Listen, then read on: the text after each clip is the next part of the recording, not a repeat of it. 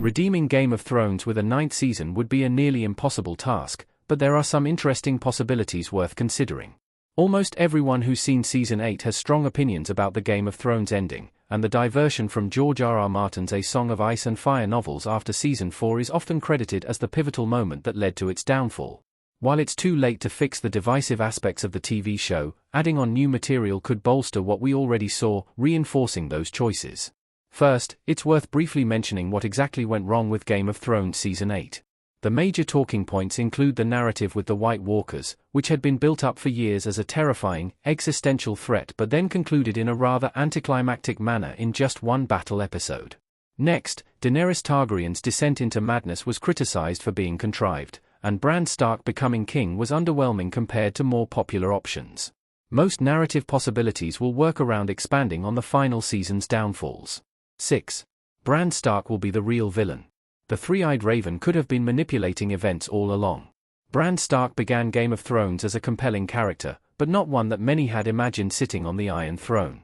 By the later seasons, he had lost much of the charm that defined him earlier on, and this is to no fault of actor Isaac Hempstead Wright. When Bran returned to the series after not being in Season 5, he was a colder, distant shell of his former self, fully embracing his destiny as the three-eyed raven. That coldness prevented audiences from resonating with him, making it a jarring choice to see him on the throne over others. With this in mind, playing into the inhuman aspects of Bran Stark by making him an antagonist could be a solution. Having Bran turn on the Seven Kingdoms due to some connection with the Night King, the Children of the Forest, or for an entirely original reason could lead King's Landing towards someone like Tyrion to become king, allowing the Lannister Lord to finally earn his due respect after saving the city multiple times. 5. Dorne and or the Iron Islands will rebel against the king. Why didn't they want their own independence like the North? Yara Greyjoy and the new Prince of Dorne sitting in King's Landing in Game of Thrones Season 8. There are several regions of the Seven Kingdoms that were notably glossed over during the final seasons of the show, but two of them include Dorne and the Iron Islands. This concept stems from the fact that Sansa Stark claimed the North as an independent kingdom at the end of the series. While that might have been a fulfilling ending for her character, it disregards the fact that the North wasn't the only region that desired independence. Balon Greyjoy rebelled as king of the Iron Islands, while Dorne resisted the Iron Throne for nearly 2 centuries after Aegon the Conqueror. An excellent way to test a new king's merits is an uprising, and while Bran Stark may have powers that make him pretty threatening, those forces could potentially be aligned with foreign support and potentially the return of Drogon and the Unsullied. The armies of Westeros are severely depleted, and Dorne is the only region that went through the War of the Five Kings and the Last War without any military involvement. This could also be a way to incorporate removed book characters like Victarion Greyjoy and Aeon Martell. 4. Daario Naharis comes for revenge after Daenerys Targaryen's death. Daario could lead forces from Essos to avenge his love. Daario Naharis was heartbroken after Daenerys left him behind in Meereen, but his passion for the Targaryen queen could still drive him to seek revenge.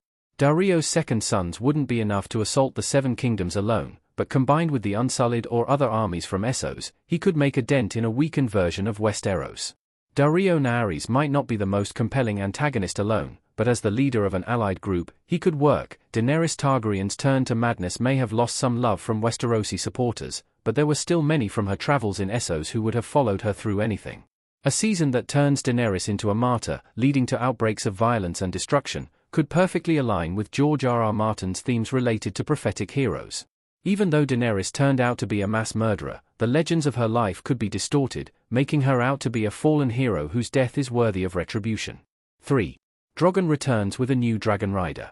A new dragon rider could emerge from Essos. Drogon flew off with Daenerys' body at the end of Game of Thrones, and there are several possibilities of where he might have taken her. Dragons aren't sentient creatures, but we know from previous examples that they are mystically drawn to old Valyria. Drogon could return to Essos with Daenerys, ending up with a new rider.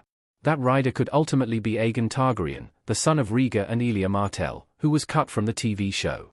It might be odd, given that Jon was Rhaegar's Aegon Targaryen in the TV version, but part of the appeal of young Griff in the A Song of Ice and Fire books is that theories point to him being a Blackfire posing as a Targaryen.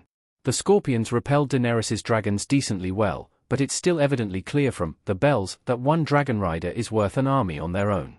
Having Aegon, possibly supported by the long-forgotten Illyrio Mapartis, Jon Connington, and Dorne, could be fantastic. Arya's journey into the Sunset Sea could be exciting to explore, showing the more mythical aspects of the Game of Thrones world. The world of Ice and Fire states that the Sunset Sea is home to krakens, leviathans, and potentially even sea dragons. The fact that no one knows what's west of Westeros poses an endlessly appealing mystery, and seeing Game of Thrones explore some possibilities could be enjoyable. There are plenty of options for new threats against Westeros. Of course, a show following purely Arya would be a spin-off rather than just a 9th season, so this would have to be one component of a larger story. Perhaps a combination of several of these ideas could work to some capacity, exploring the world further and following new conflicts. It's hard to top an event called The Last War, but Martin's writing implies a cyclical nature to his events, meaning violence will surely come again.